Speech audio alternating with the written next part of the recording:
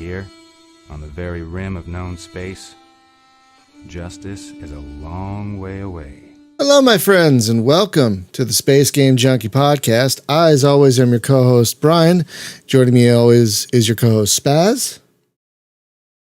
Greetings, Starfighter. Julie is here, but she's having some technical issues. She's calling on a phone today, so hopefully we get all that sorted. Also joining us is your co-host, Thorsten. Hello. Your co-host, Jacob. What have borders given us? And your co-host, David. I would like to know what kind of weather we're going to have here in Sweden. Is it going to be rain or is it going to be sun? I'm still unsure. Is it like the old joke, if you don't like the weather, wait? But it's like, they use that in all these different places. Yeah. So, folks, we're going to have a loosey goosey show today. I did offer today's date to a guest, and I never heard back. So it's like, okay, I don't know what to do. So we need to have some kind of topic, but we haven't done like a check-in in a while, like what we're playing, what we're excited about, that sort of thing. So I thought we would do that because I couldn't think up anything else. And last week's topic was a bit heavy, to be true. I mean, it was a great topic, but it was a bit heavy. So it's nice to loosen up a little bit, So what am I saying? So we're going to talk about what we're playing of late, and I will start. I've been in kind of a funk of late. I couldn't think of what to play. Like, usually I have a thing to play, like by default, like it's Inquisitor or it's Lord of the Rings Online or something. But I finished the season of Inquisitor, which was a beast of a thing. And I still wanted to play some ARPGs, but I didn't want to play freaking Grim Dawn. I'm kind of sick of Grim Dawn. And don't even get me started on Path of Exile. Oh my God. And I'm kind of burnt out on Diablo 3, and I'm waiting for Diablo 4. So I'm like, what do I want to play? And for some reason, Dungeon Siege came into my head. Like, I want to revisit Dungeon Siege. So I started playing Dungeon Siege, and I was having fun with it. I applied some patches to make it work better and stuff. And you know what? For some reason, I was like, I don't want to play this. I want to play Sacred 2. I've never really gotten I never really got into Sacred 2. Apparently, it's got a ton to it. And I think that's what I want to play. So I started diving into Sacred 2 the other day. And it has really clicked with me. I'm having a great time with it. For a game as old as it is, it has a lot of modern conveniences. It's a gorgeous game. Everything okay over there? What's going on? What am I hearing? Is that Julie? That's Julie. Okay. It's a gorgeous game. Has a lot of modern conveniences, lots of fun weapons. Like, I found this great, long-ranged acid bomb that is just really fun to play with. Lots of, interesting characters you can't find in any other ARPG. Well, class types. Like, there's apparently a demon lord and a seraphim and all these different classes. So I started playing it the other day, and it's a little wonky in trying to figure out how to get to the quest markers and stuff like that. But once you start playing it, once you start clicking with it, like, I just did a quest. For the recording, I found a quest. It's called Arcania Airlines, and what the quest does is teleport you to different parts of the map. So you could just go, oh, isn't this pretty? And you have a minute to run around, and then it teleports you somewhere else across the map. And it's like, what? What is this? Apparently, there's a quest in the game where you join a band, and you have to do a battle of the bands.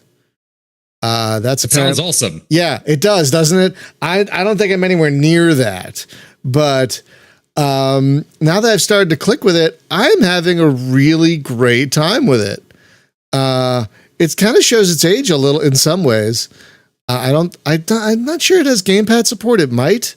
I haven't tried, but overall, it's just, I don't know why I have this particular, best quest is for the band. Yeah, Karth, that's what I've heard. There's a band quest, where you join a band. Apparently that's hilarious. The boss camera is terrible though. I found a guide on Steam that lets you change the camera a bit.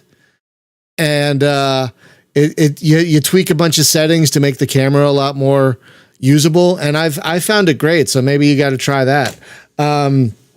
But I've been having a great time with this game, and I didn't know I had this particular itch, but it's definitely scratching it. And and Carrier Airlines. Yeah, here starts the quest on the stream here, where it's just like, hey, we're going to show you around. And suddenly, boom, you're teleported to another part of the map. I'm like, oh, God. I wasn't ready for that.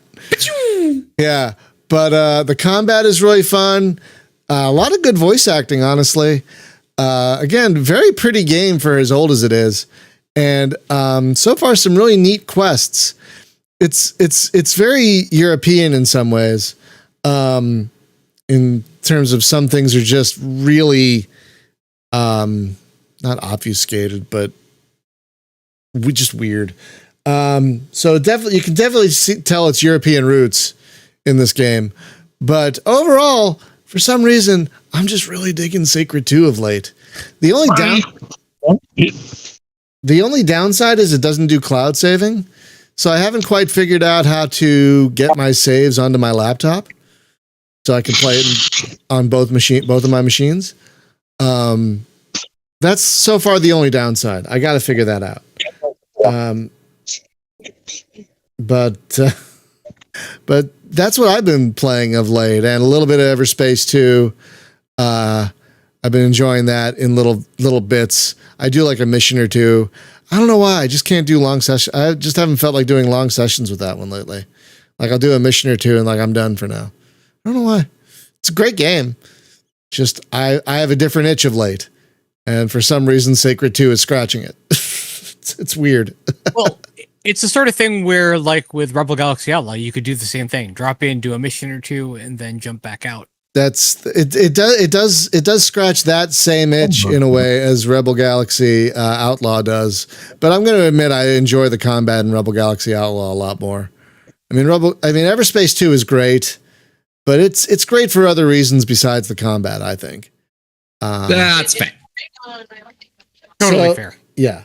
So at least for me. So that's what I have been playing lately. Spaz, what about you? What's been taking up your time of late? I've been bouncing between a few games, Everspace 2 as well. Of course, I've also been playing War Tales, which recently left early access, and we talked about it last week. And that I now have a small army of bears, 6 of them. Wait. So wait a minute. You have an army of bears? Yeah. Okay, and they just added co-op to this. So we might have to try this. Yeah. Well, I don't know how well the co-op's going to work, because apparently you have to have the same people every time, otherwise it will not work. Oh. Ooh. That's so if you're playing session to session, then you need the same people. Otherwise, apparently it doesn't work out so well. Any chances that will be adjusted later on? I am not sure about that. But right now my mercenary company consists of 6 bears, 5 ponies, 3 of which are pack ponies, so that they can carry all my stuff, 3 boars, and 3 wolves. Oh, also 2 rats, because you can breed rats. Literally, they have a perk where if you get them to level 5, and if you have 2 of them with the same perk, they have a chance to breed a new rat every time you rest at a campfire. So the interesting thing about that is you can effectively have a never-ending swarm of rats with enough of them in your company. The other thing that's fun about this is that you can equip them with an item called horseshoes, which allows your company to move 3% faster on the world map. And rats can also equip them. Oh, yeah. So with enough horseshoes and enough rats, you can zip around the map. You know what I love? When a game just knows it's bananas and leans into it. Like, we know this is ridiculous. We're just going to run. We're just going to let you run with it. You know? Yeah. The other game I'm playing is the one that we're going to be streaming on Friday. Arc Runner. Arc Runner. Yes, I'm excited about trying that finally. Oh, that one. Yes. I've tried the demo. It's okay. For some reason, I'm not. It's having hard. As much It's fun very as hard. advertised. You die very easily, but that's kind of the point. You're not supposed to be able to get through it in one shot. You die a lot. You got some meta progression. You get nanites that you spend on the meta progression at the end of the run, and you get better for the next time. You unlock more weapons, and then you go back in there and kick more ass. That's really how it works. Sounds reasonable. I'm excited to play that one on Friday because it looks like a lot of fun. Speaking of co-op, I just found out that Sacred 2 has co-op, you guys. Yes, it does. Would you look at that? Might have to add that to our ever-growing list of things to try at some point. Yes, with the caveat of is it peer-to-peer? Like how? Like you'd have to use you'd have to use something like Radmin, which is one of those VPN things that emulates a LAN.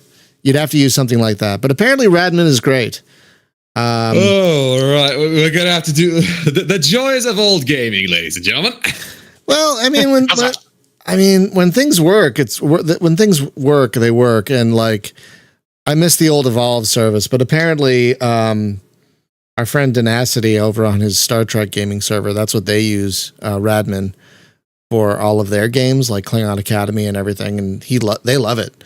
So, that should be an option for us at some point. But yeah, I didn't know Sacred 2 had co-op. That could be interesting. So I am adding that one to the list as I speak. Our ever-growing co-op game list of things to try. But yeah, I'm very. I know you're going to like Arc Runner. Yeah, I'm very excited about Arc Runner. I'm very excited about Arc Runner. And hopefully we'll. And last week's game was fun too. Lodestar, that was fun. That was a fun time. That was absolutely. It needs more time in the oven, but the writing on that is so good. For the AI. Yeah, that was terrific. That was absolutely terrific. So that sounds like a fun cavalcade of games. Very different tones, all of them, though. Like a little tone whiplash there between Everspace 2, War Tales, and Arc Runner. Well, sure, yeah, but I bounce between games regularly. Yeah. But then again, I also play a lot of them when I do. So that's true. It's not like I'm only playing half an hour here, half an hour there. I'm giving it significant time. Right. Well, I can't wait to play Arc Runner on Friday. I'm very excited about that one because that one looks like a blast. So, Julie, are you with us? Can you hear us? Yeah. I'm having problems with my phone. Okay. I am 23 stories up in a skyscraper at the moment. Oh, no. With other people? Oh, no. Yes, believe it or not, me with other people. I know that's unusual, but it was like a command performance. When the director says mandatory, he means mandatory. Anyway, I already told you offline the nature of the call, but yeah. Anyway, I'm glad I could participate, however short. And so this is kind of like a check-in kind of thing, right? Yeah, just what are you playing lately? What's taking up your gaming time? That sort of thing. Well, I want to first put in a shameless plug for my book because that's what I'm excited about. Okay. And apologies. I don't know if I'll meet the deadline, but it's supposed to be out to the editor this summer. So I'm excited about that.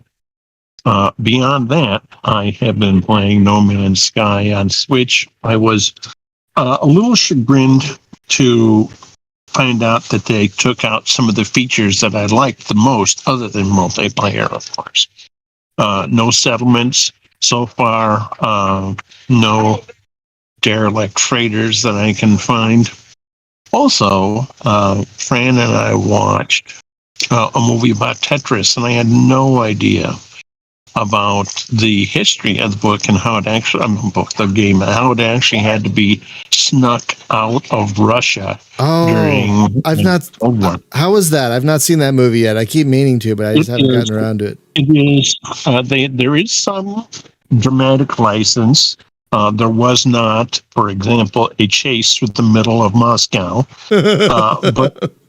but however, it is historically accurate, and the people who they said went to jail did go to jail, and I thought it was interesting. I had a conversation about the game with a friend of mine who was a fellow sufferer of PTSD afterwards, and people that are meeting me here for the first time in a long time, they say, oh, they probably say, what a curmudgeon, she won't talk to anybody.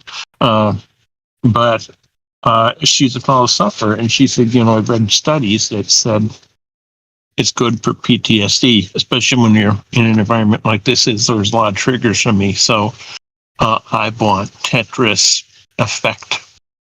And it's if I had like I can put the earbuds in my ears and hear it, but if I had one of these things for virtual reality with Switch, which they do exist, but I don't, but it would be even better.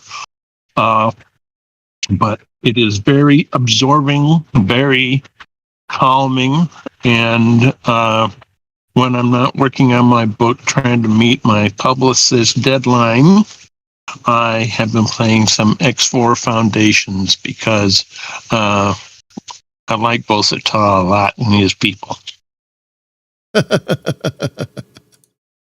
By the way, Julie, remind me later to send you a link where you can get the soundtrack for Tetris Effect, because the soundtrack is really, really good. Yeah. Remind me later. It is fantastic. Amazing. Yeah. And I'll be playing this in the living room when I'm not working. And from the next room, I have friends say, wow, I love the music. Wow, I love the music. And I say, you want to play? No, I just want to listen to the music. Well, Spaz can help you with great that. Soundtrack. It's an amazing soundtrack. It is an amazing. It's one of those soundtracks you love listening to when you're not playing the game because it's so zen.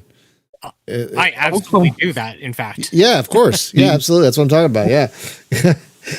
The important thing is, however, in talking to, like a friend of mine who has real bad PTSD like I do, when you've had one of those days when you want to start conversation with, listen, MFer, it can be just you and the shapes and the music, and it's very calming. Yeah, I could see that. Be careful, though. If you play it too much, you'll start seeing the pieces everywhere, even in your dreams. Too late. Yeah, okay. Yes, Tetris Effect. Yeah, the Tetris Effect is real. Absolutely. The Tetris Effect is real, and for the first time when I went to sleep last night, I was playing it to calm down because of the day I had. I started to see little pieces. As it's most common as you start to fall asleep, but see the little pieces kind of in my mind's eye falling to link up, and yes, so the Tetris Effect is real. So, but that's okay. Oh yeah, it's not like you're gonna see visions in front. Well, I don't anyway. Visions in front of your eyes all day long. No, but like if you look down, like for me, it was when I got the Game Boy version is when it really took over my life. So I'd be in the supermarket and I'd look down at the tiled floor and I'd start seeing the pieces on the tiled floor. What is especially attractive for me to this game is not just the music, but also the artwork. You'll start out and it'll be pixelated versions of sea creatures that will coalesce into things like dolphins and to jellyfish. And I tend to play the version that doesn't speed up to level 10 plus because unlike the people I used to know when I was in the military, I no longer have the reaction time of a rattlesnake on meth. So I'm not that good at it. Well, it also takes a lot of practice. Yes, Yeah. it does. Yeah, but I mean, it's really satisfying once you get better at it. Do you have if you really like Tetris, I don't know if you have a DS or a 3DS, but I would say out of all the versions I've played, and I've played just about every version of Tetris DS is, I think, the best version of Tetris you can get, even today. I'm afraid when those two gaming devices came out, I had a very, very low budget. So it was like, do I want a gaming device or do I want to eat? No, that's fair. That's fair. But, I don't know if you can. I don't know if it's on the Switch. I don't know if they have Tetris DS on the Switch. That'd be something to look into. I would say even if you don't, Tetris Effect is probably the next best version. I agree. That's available. I agree. Tetris Effect is definitely top 3, top 5. Absolutely. What you used to be able to do, and thanks to Nintendo, probably not anymore, is while Google still has a lot of emulators, you used to be able to go out and get the ROM files. And unfortunately, I don't, even if I have some of the hard disks, which I do, the hard cartridges, I don't know how to take something from a hard cartridge and produce a ROM file, which I would if I could, but I can't and I don't. No, that's fine. I am not a whiz kid at computers like David is. So I'm just going to ship all my cartridges to Sweden. And I'm going to tell David to turn these into ROM files for me and ship it back. And I don't care if he's too busy with his schooling.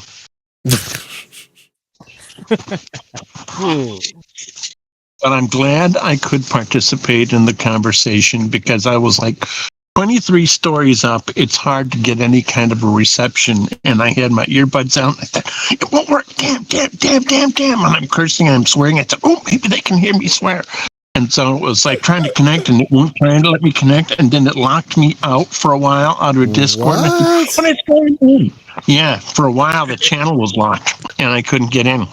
And so we're on lunch break now. And my boss said, why don't you just use part of your lunch break to do part of your show live? And I wanted to be able to contribute because if I can't contribute when the show is live, then it upsets my life, my feng shui of my life, because I count on this and the community. And it's my chance to connect with the community. And I know people may say, wow, oh my God, you're loony. But yeah, I guess so. Otherwise, I wouldn't have PTSD. Well, we're glad you were able to call in from your office building. Hopefully this is the only time you have to do this, because if my bosses were like, we need to have a mandatory meeting in person, I'm like, I don't know. Like there are a couple new variants out there right now, guys. I don't know if I want to be around you guys right now. There are, and was it you or Spaz that posted the warning about the mass long-term disability? That was Luke. That was Luke who posted. Luke. And what's more, it's real because Fran and I know someone who didn't have a heart condition before he got COVID, and now he's got a really serious life-threatening heart condition. And it's still real, and I lost one of my closest friends to it. So I pay attention. People might say I'm loony for wearing the mask, but when you're sitting there and it's mid-COVID and you've just lost one of your good friends and you're just falling apart, your doctor has to say, look, I'm going to give you something that knocks you out like a light. So I take it very seriously. And I tell people, get vaccinated. And we've had a few people we know who are anti-vaxxers, and we just say, that's it. Sorry.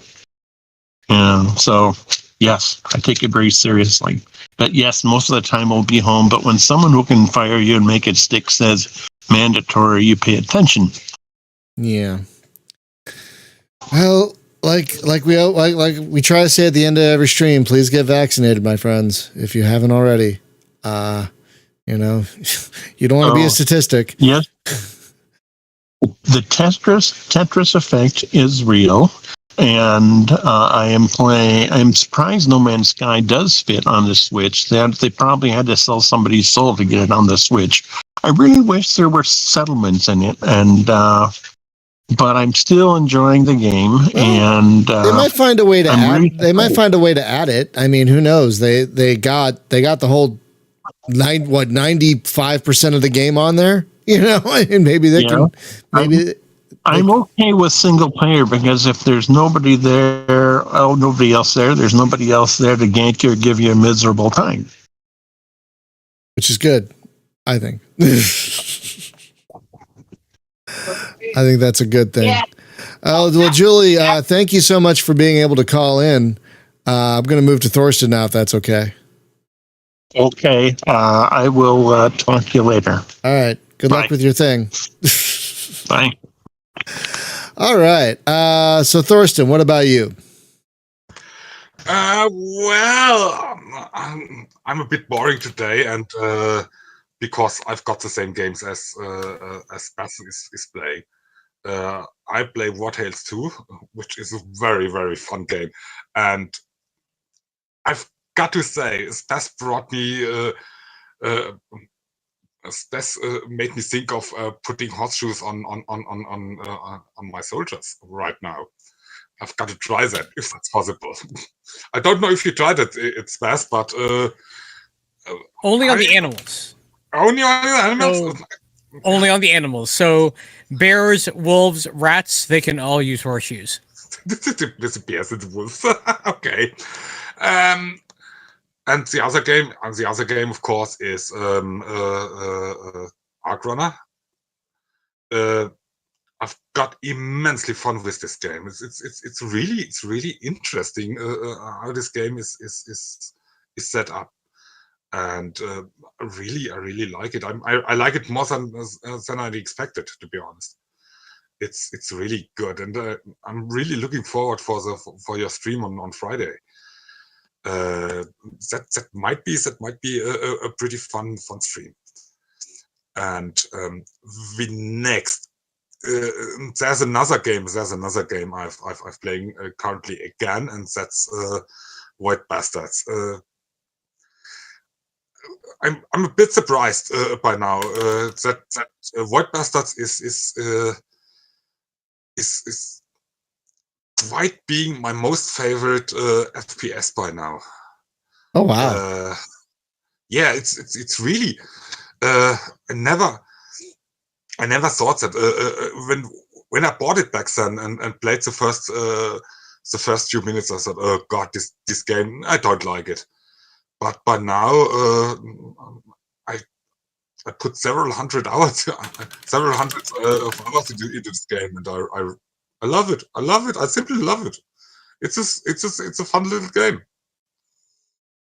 Yeah, that game is so hard. I could not get very far in that game. I never got far in it.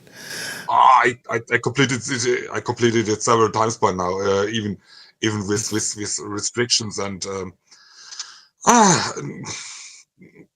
again, I love the art style. I love the humor in the game, and really, I never thought this would get my favorite FPS. I mean, think about it. There are so many FPS out there, and really good FPS out there, and I still clinch to this one. It's surprising to me. Well, when you find a game that really clicks, you hold on to it. You know. It's like your love affair with Rebel Galaxy Outlaw and Warhammer Inquisitor. It's pretty much the same. It's a game I fall back to. If one of those chill games where you're like, I don't know what else to play, I'll play this. You know? Exactly. Yeah. Exactly. Yeah. It's always good to have a couple of those. It's always good to have a couple of those in your pocket. Absolutely. Yeah, that's true. All right, Jacob, what about you? What are you playing? All right. What I've been playing, a bunch of stuff as usual. The big thing is Age of Wonders 4 has come out, and I've been binging that for the past... Ooh, how is it? One day. How is it? it's actually quite good. Ooh. Like genuinely interesting and original by 4X standards. Really? Arguably overpriced, but that's an opinion. Yeah, I'm interested in it, but like I didn't like Planetfall very much, so I'm like, With a lot of okay, if you didn't like Planetfall, this might not be your thing because it definitely iterative. Though it depends on why you didn't like Planetfall. I don't know. I don't think it didn't feel as great in a sci-fi setting as their other. I mean, I loved 1, 2, and 3 a lot, but I don't know. It didn't work for me as well in a sci-fi setting for some reason. Fair enough. But I'm that interested. It's worth a try at least. Yeah, I'm interested. I'll probably get it on sale because it's expensive. It is pricey, but I'm personally enjoying it a lot. It is very fun. Very unique. Actually, has like good and interesting city and building design, which is unheard of in 4X, especially in Civilization likes, where you just find the thing you want to build and press it, and then wait until it's done, and then your town sort of grows ambiently. Oh, that's nice. Besides that, as per usual, playing way too much Nebulous because Nebulous is great and I love it, and I understand why people don't like it, but I love it. Hey, there's one more game you've been playing, which made me think of this topic. Come on. All right, yeah. So, ladies and gentlemen, in today's episode of Shogun plays a game older than he is, Mega Fortress. Yeah, a delightful vehicular stealth game from the year of our Lord 1991. Which is about playing a comically oversized B-52 that someone slapped stealth coating onto, because back in 91, that's how we thought stealth worked. It wasn't hiding behind a sky bush. Yes. There are sky bushes. They're called mountains in this game. Which, I mean, technically it works. Yeah, you're supposed to. You're definitely expected to fly between them. Yep, and then your autopilot takes you through, and you stall out and explode. Which is kind of it suffers from the inevitable game simulator problem of here's the 5 positions you have to man at one time to operate your plane.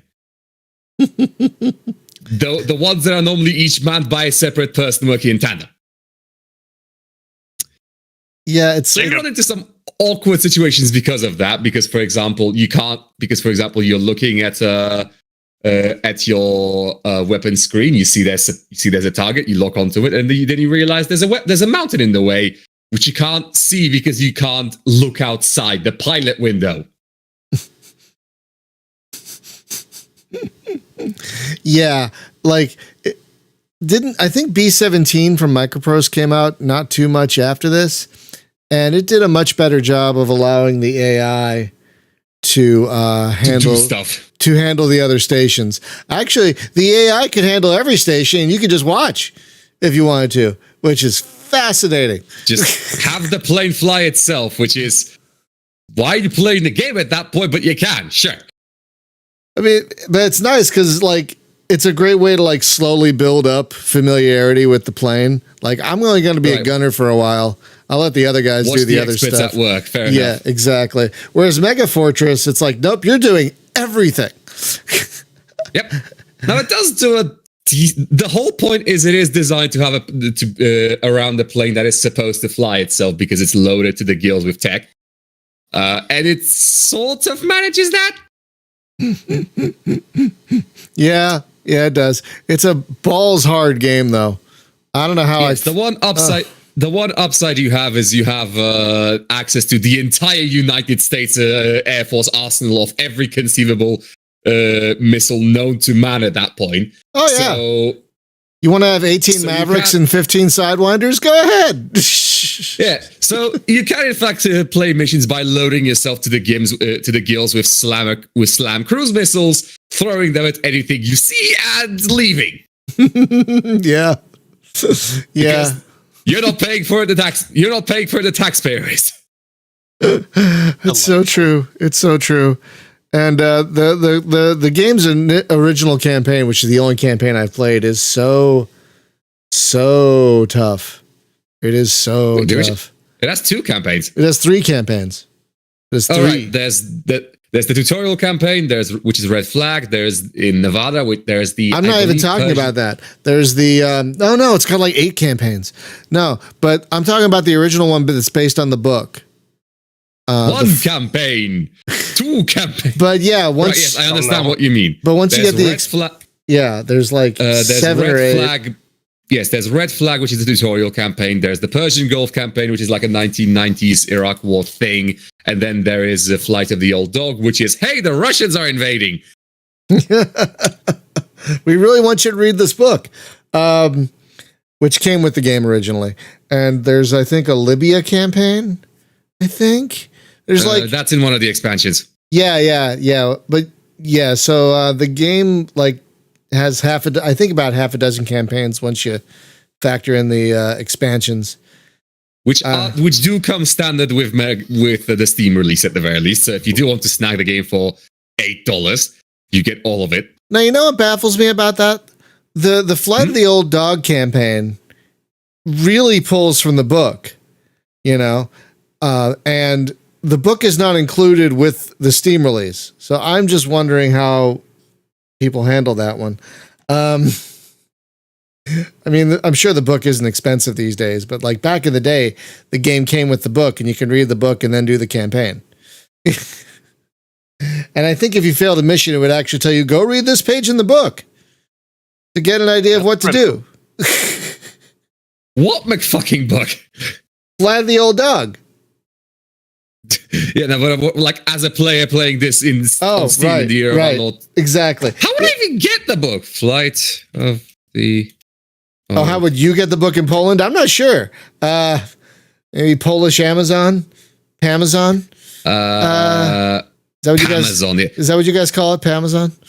Sorry. That was terrible. I'm sorry. God. There is an audio book on Polish Amazon. We do actually have a Polish Amazon, which is very funny. But also there is an audio book of it for the great low price of $9.99, sold for $20 United States here. That's actually not terrible for an audiobook. That's not bad. As I mean, that's $20 for the whole audiobook. That's pretty good, honestly. Fair. I've been listening to a lot of audiobooks lately, and they do seem to range between $15 and $25. Yeah, I'll just keep looking for it regardless. So, yes, plain cool. But yeah, Mega Fortress, folks, it just hit Steam recently, by the way, if you haven't played Mega Fortress. It is a very unique, very, very unique game. It's really the only game of its type in which you fly a modern bomber in that level of detail. And yes, it's not quite flying a B-2 bomber because at the time we didn't know those were real, but it's the closest you'll get to it. Yeah, and it's very fiddly. Like there's a specific, it's almost like a proto DCS in some ways because there's a very specific sequence to starting up the engines.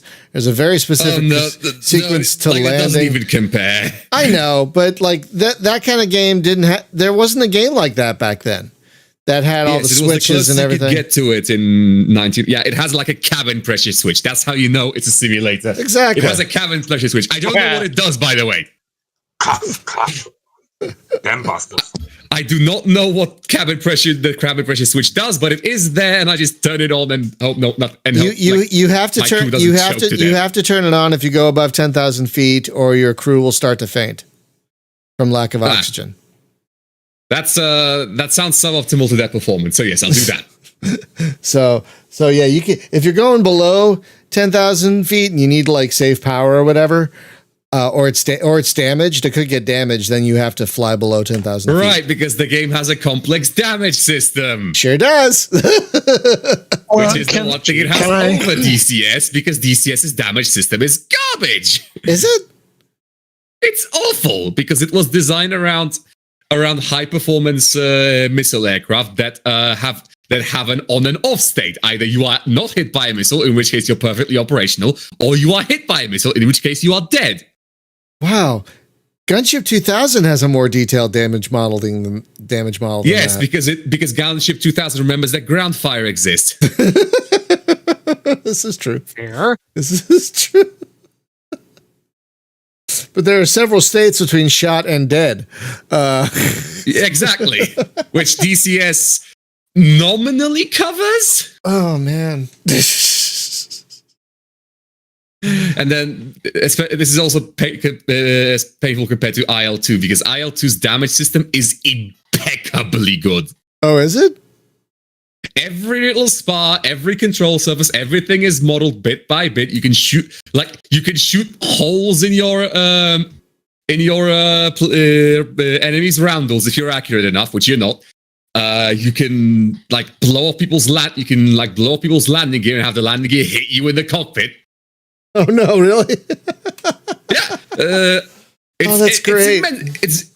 It's absolutely brilliant. I've seen it happen in that there's a famous video of it where you're chasing up where one plane's chasing another. It opens fire on the I believe it was on the German plane. The German plane gets hit in the wing shears off. Along with the wing mounted landing gear shears off and smacks the Russian plane directly into the propeller. Oh dear. Which is apparently a surprisingly common cause of losses back in World War II. You shoot something down and then crash into the wreckage. That's also, amazing. Jacob, about Mega Fortress, are you not gonna tell about your wonderful landing? Oh yeah. I forgot about that. So, I discovered the game has an emergency landing procedure for landing without landing gear, because I executed a book perfect approach down to single knots of speed onto a runway, and then forgot to put down the landing gear. Oh no. That's right. So best part is I landed perfectly with no reduced points, with no issues whatsoever. It's just congratulations, Lieutenant, on the successful gear up landing. Oh, I had to put those down, right? On the biplane. Hey, normally when you try that, you tend to crash the plane. I managed to land it regardless. I consider that a partial win. Any landing you can walk away from, especially in a beast like that. Yeah. Well done. Hilariously enough, that thing is laughably easy to land. The flaps on it are magical. This thing does not have a stall speed. If you're flying flaps down with that thing, you don't stall until 100 knots. Which is very weird considering it's a multi-100-ton leviathan of a plane. Its wings are just that powerful that it can hold it up at that. I'm full of shit. I'm kidding. I don't know. Brian doesn't know what a plane is. I don't know what a plane is. What is wing? What is airflow? What is lift to drag? And thrust. Right. Yes. I'm honestly so happy you're playing Mega Fortress. Seriously, I'm happy it is good. It's really good. Yeah, I'm happy it hit Steam. It's a vehicular stealth game, which there's 4 of.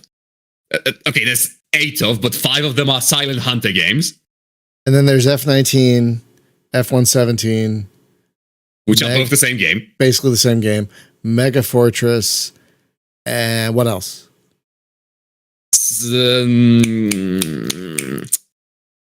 Cold Waters and the not Red October, the other Tom Clancy book, Red Storm Rising. Rising. Yes. Oh man, so amazing. Fun. I just wish that would hit Steam.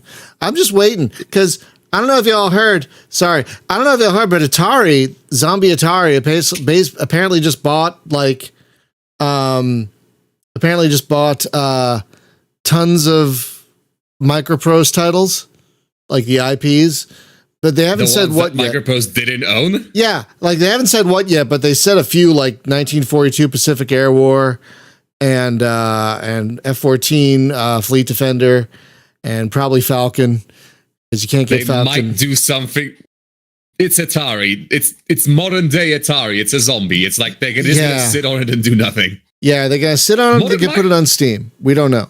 Yeah. You know, Now, modern Microprose is actually doing pretty good work, in my humble opinion. Oh, agreed. 100% agreed. 100% agreed. Yeah, they're doing great, but apparently they don't own the rights to a lot of their old back catalog, which is a goddamn shame. Apparently, Retroism owned a bunch of it, and then they just sold it to Atari. They did own Carrier Command, and Carrier Command 2, people don't seem to like it. I really do. And I know the reason for it is because Carrier Command was originally fairly arcadey, and then in Carrier Command 2 they leaned into the simulator crowd because they thought the only people that would play this game are like Gen Xers who like grew up on freaking Sidewinder joysticks and playing Elite and stuff like that, which they're not entirely wrong about. Except most of those people have gotten old and don't want to be bothered with a high stress, high complexity game. But I do, so I'm not complaining. Yeah, I mean, I played the original back in the day and loved it, and then I tried this new one. I was like, oh god, oh no. They also bolted co-op onto it, which worked out okay. It's not awful co-op. It works, but people argue there are some concessions made to make the game better in co-op that make it worse in single player, which I don't see, but it's a thing. And it does work in co-op, and it is very fun having one person fly one plane, one person manage ground stuff, one person pilot the bloody aircraft carrier. Oh, wow. I mean, that does sound fun, but wow. Sounds intense. So that's a Gaia mission, right?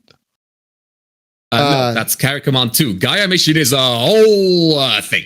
Yeah, Gaia mission is a very similar concept to Carrier Command 2, but Gaia mission is purely single player and is a little more approachable, I think. It's with a couple asterisks. Okay, it's more approachable, but much rougher. The main issue with this is, again, this is technically a real-time strategy, and the Gaia mission has brain-dead AI. Yeah, it's not. The AI is completely like inert, like Paradox Games level of like no thoughts, code base empty. It's still a fun game, even with that. Sadly, yeah. But it's a fun game. I agree with you, Brian. Oh no, I'm not thinking Gaia Mission. I'm thinking Antares Rising, which is another type of game. Oh no, Antares Rising is really good. Yeah, I was thinking brilliant. One is really good. Yeah, Antares Rising is excellent. Gaia Mission, I don't think I've played yet, but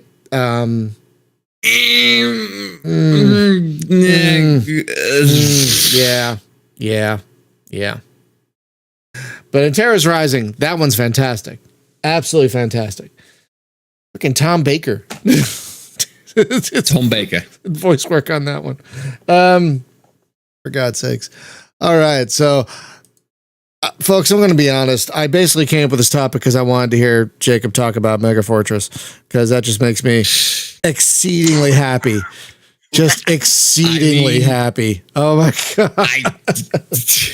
You can argue the validity of setting up an entire podcast topic over one thing, but like, I'm not complaining. I'm more than willing to talk about Mega Fortress. It is really cool. Yeah, folks, if you like classic flight sims, it's now on Steam for like $6. It just, oh my God.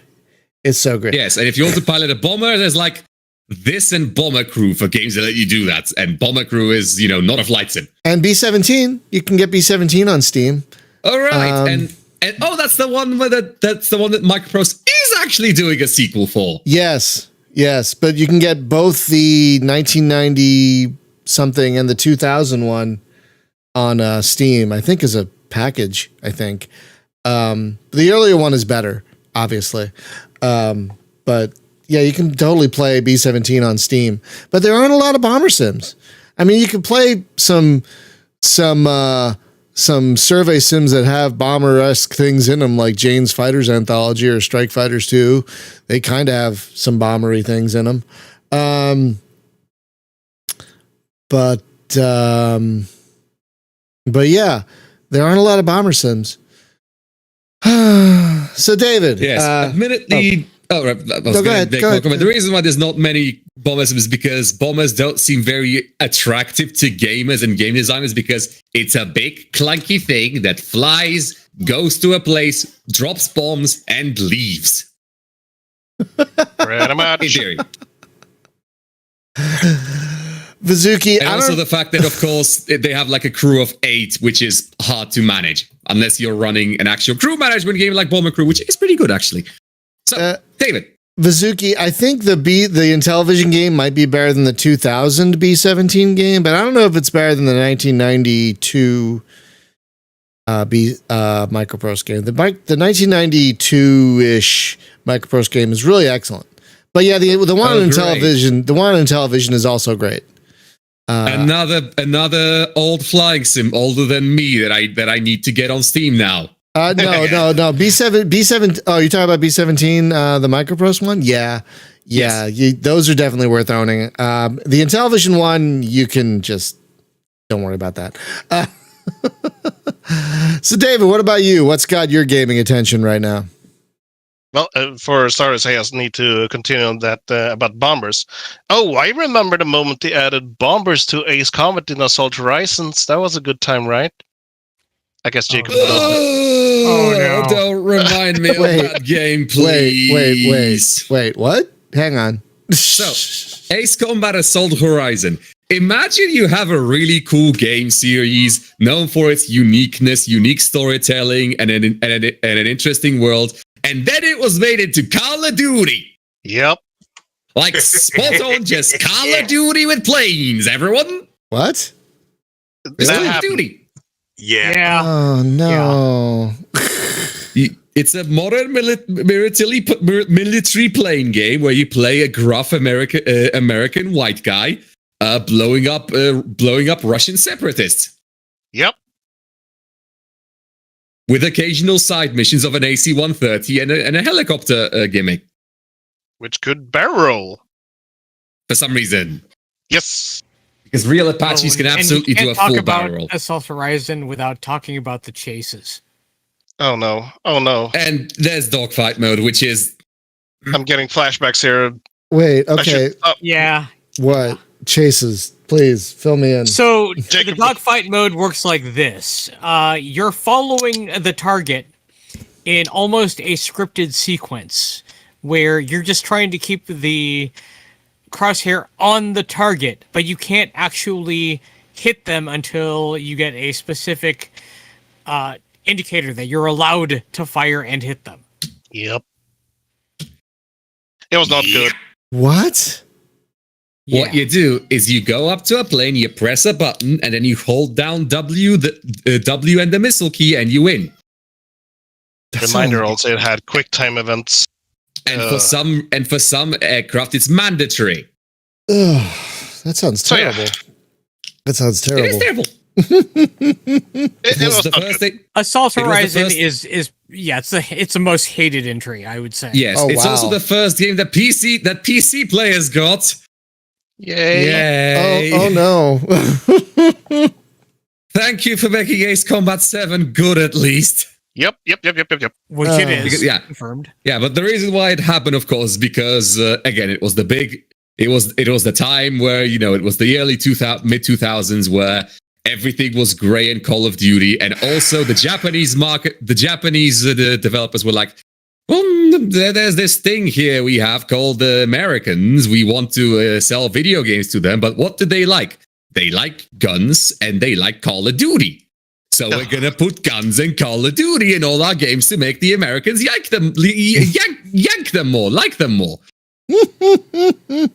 Yeah, when we like something more, we yank it. That's how we describe it. That is how I'm an English major. I can attest to that. Did you yank that latest episode of The Mandalorian? I yanked it a lot. It was great.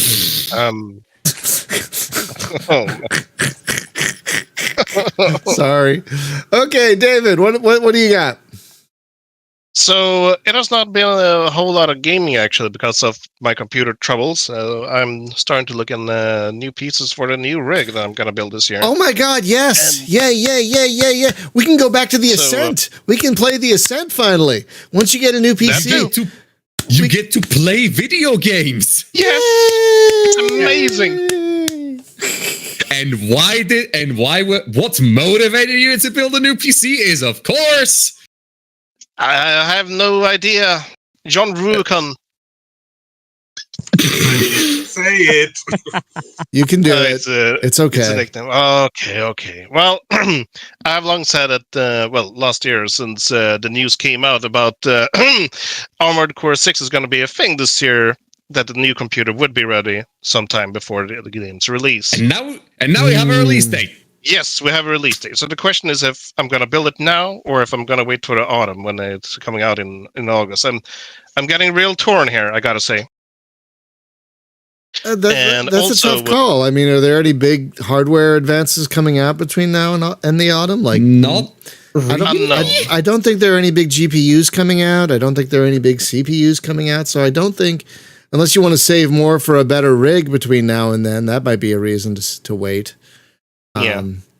Don't you worry, Forrest. I've saved that energy for next time, I suppose. Sorry. But when we were talking about computers, I'm really curious today here when I'm looking here. Jedi Survivor almost requires 16 gigabytes of VRAM in order to run properly. It's not even enough. What? We need even more VRAM for that. So yeah, it's something weird that's going on in the industry. I read an article on PC Gamer, I think yesterday or today, about how like ports are getting worse and people are getting more and more annoyed about it.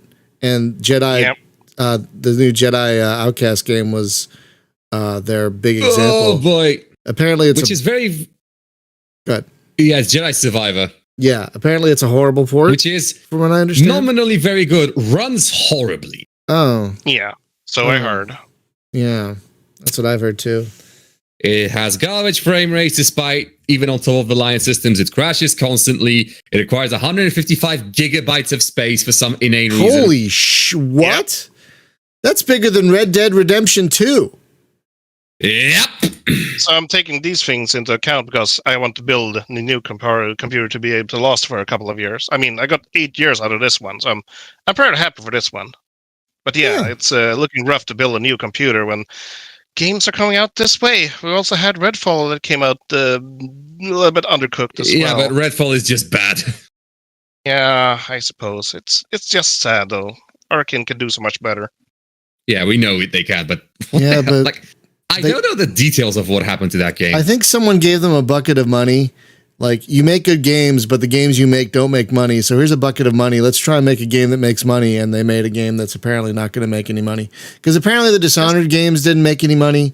Apparently Prey didn't make any money. Apparently they make great games. They didn't make enough money. Yeah. Apparently they make great games that don't make enough money. So Microsoft and Bethesda were like, here's a bunch of money. Make a game that makes money. And they apparently made a game. Yeah, because Bethesda accepts Bethesda numbers from everything. That's the problem. Well, Bethesda knows how to make great games anymore. Okay. Yeah. Anyway. So you're excited about Armored Core 6. Welcome to Armored Core Cast, my friends. The new Armored Core podcast where all we talk about is Armored Core all the time. I've been playing Armored Core 3 on the Vita. I'm terrible at it. The controls aren't great, and I can only hit things with guided weapons after things locked on. There's I've got a sword somehow, and I keep forgetting to use it because the button to use it's like down on the D-pad or some crap. Yep. Like what the hell is that? What the hell is happening? And so I'm like, what? Oh yeah, I've got aliens. Oh yeah, I've got a sword. That's right. At least you're on the Vita. At least you're actually on the Vita. You have a second analog stick. That's true. That does help a little bit, but it's still like it's so like got to move here, got to move up, a little bit left, a little more left. Okay, now I can shoot. Like. It feels. I gotta say, it feels very robotic. I know. But the controls are like, okay, maybe someday I'll get this. But I like the combat once I can figure it out. I'm enjoying the combat. It's just like there's so many of these other buttons. It's like what? Why? Okay, I don't know. But I'm gonna play more of it. I'm like 3 or 4 missions in now, and I'm gonna play more of it. And I'm enjoying the hyper capitalistic future it is set out for us. So I'm enjoying that. Don't you love just taking out protesters? That's a good time, right? Oh God. Well, hey, It's so dark. I know these workers need this factory, but we're going to build homes here. It's okay. I mean, you'll get a job somewhere else, right? It's all right. Oh, gee. Yeah. So, go ahead. But if I round back to today's subject is not Armored Core 6. So what I've been playing is a little bit of bouncing around. I've been looking at Arc Runner as well. I'm having some trouble with his computer as well. So, but I am trying to get back into Beat Hazard 3 because it had a very nice update recently. With some it had a huge update the other day. I got to get back into it too. Yeah. Had a massive update the other day. I really like to see where this game is going, and it only looks to get bigger and more crazy after this. I still very appreciate to disable the friggin' strobing lighting, so my eyes are no longer bleeding. I can actually see. I'm very happy.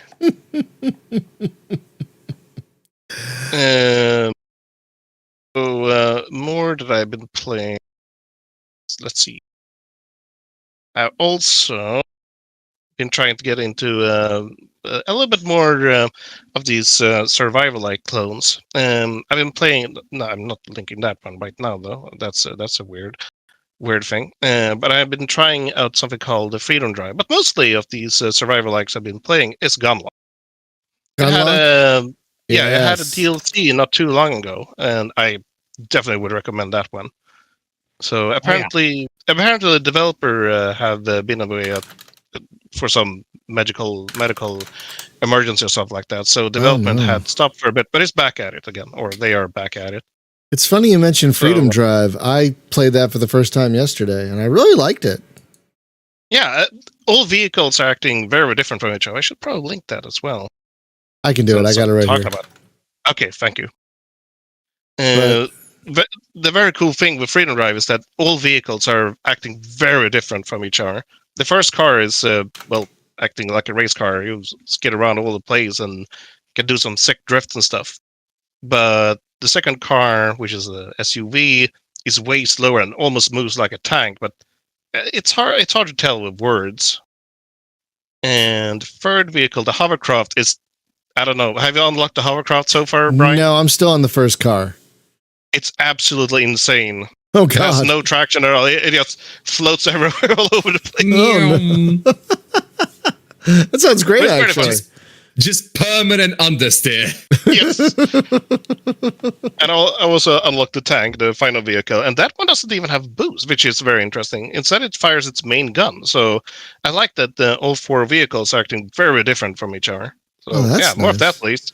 Yeah, that's definitely one of those. I really enjoy Survivor likes that have vehicles. Like there's a mech one, Mechageddon. I bought that one too. I need to try it. Yeah, I played it yesterday too for the first time, and that was a lot of fun. The mech, the first mech you get feels like this big lumbering thing that doesn't move very quickly, but it's pretty tough, and it felt really nice. So that was a lot of fun. That's definitely a good one to try. So it sounds like we've all been playing a lot of really fun stuff, especially Arc Runner, which I cannot wait to play Arc Runner on Friday. I haven't touched it because I want to go in blind, because I like going in blind. But yeah, I can't. I'm very excited about Arc Runner too. So may I drop another one here, Brian? Yeah. Go ahead. All right. And I've been playing something else on and off a little bit that I had an update in early April. That's going to be the 1st of April, actually. And that's going to be Gunner Heat PC, which is shaping up to be quite a tank game. Yes. I look forward to I look forward to it for development. Or some of us are calling it M1 Tank Platoon 3, basically, because that's that's basically what it is. And yeah, we're all those sim heads amongst us are very excited about Gunner Heat PC, my friends. If you haven't checked that one out, because it looks like it's going to be absolutely terrific once it's done. Oh my god! And I've got to add, it has a really realistic feeling to it compared to some other games I won't mention now. What's that? Something with thunders or something like that? No, I don't mention them now. I mean, there aren't a ton of tank games on Steam. There's that one, and there's what was the other one? Steel Beasts. What's that other tank game? It's on Steam. Is Steel Beasts on Steam? No. It's made by the guy. No, it's made by the guys who did. Made by those strategy game guys who did. Oh my god, I can't remember it now. Damn it. Give me a hint. Hang on. No, they did not World of Tanks. What's it called? Not Arma 3. Trying to look at the tank games on Steam that I own. Oh god. What are you thinking of? I'm trying to remember the tank game that I own. Oh, I think it's made by these guys. Tank Warfare, Tunisia. I think it's made by these guys, but it's not that game. Yeah, it's made by Graviteam. That's it. And it's God, what the hell is it? Steel Fury. Is that the one? Is that the one? No, it's Steel Armor, Blaze of War. Steel Armor, Blades of War. Is that the one? Oh yeah, You're right. That's the one. Thank you, Thorsten. That is the one I was thinking of. That's actually a pretty good game. Yes, that's actually a pretty good game. That's probably one of the better tank games on Steam. I'll be perfectly honest, but it's made by the folks at Graviteam who do Graviteam Tactics, which is a really amazing war game if you haven't played it, and Tank Warfare, which is another great war game if you haven't played that one. There's also this one. Total Tank Simulator. Total Tank Simulator. What is I need this? to go back to that one. Oh, I completely forgot about this one. Oh, wow. So yeah, Total Tank Simulator, it's a RTS FPS combo where you can jump into and direct control any of the units you put on the field. Including infantry. And aircraft. Oh, they've also made a kind of Panzer General-y game called Total Tank that's hard to say. Total Tank Generals, which looks more Panzer General-y than the other one. Yeah, same in the same universe style. Oh, okay. Yeah, I forgot about how do I own this? I don't know how I own this, but apparently I own it. The developer is Noobs from Poland. Interesting. Okay, I completely forgot about this one. I'll have to look at this one. This looks fun. Anyway, folks, we're going to wrap it up. Next week on the show, we're welcoming a guest. You may recall a week or two ago, I played this bananas game called Astro Protocol 2, which is, as the developer describes it, a cassette future adventure game. And oh my God, it is. It's an amazing thing. It's like 2 megabytes in size. It's like you can put it on 2 floppies. That's how big this game is. And yet it's really an astounding thing. And so we're going to have the developer of that on next week. Very excited about that because that game is very interesting. And tomorrow, if I'm awake enough, we'll have more Gunship 2000. I'm going out tonight, so I don't know if I'll be awake enough. Going outside? I know. It's some of my favorite people in the world, or else I wouldn't do it. I'm going to have dinner with some of my favorite people in the world, or else I wouldn't be going anywhere. They're the only people I would deign to see in person besides my wife's family. So, yeah, that's what I'm excited. I'm excited about that. So hopefully I'll have enough energy to stream tomorrow. But regardless, I'll see you on either tomorrow or on Friday. So thanks for hanging out, everyone. We talked about a lot of great games today. I hope you all have a great day. Be safe, be well, take care of each other. Thank you, as always, to our patrons. And again, thank you, as always, to those of you who've gotten vaccinated. The pandemic isn't over. The WHO said recently that 1 in billions of people are going to be affected by long COVID. So the more you get COVID, the more at risk you are for serious organ damage. So please wear a mask, get vaccinated, take care of yourselves, take care of the people around you as well. And the best way you can do that is getting vaccinated and wearing a mask. So please, for the love of whatever deity you believe in, or deities, get freaking vaccinated. I shouldn't have to say this, but I'm going to say this at the end of every show until this isn't a pandemic anymore, for God's sakes. Please get vaccinated. And with that, we hope you all have a great day and a great week, and hopefully we'll see you back here tomorrow. Have a great one, y'all. Bye-bye.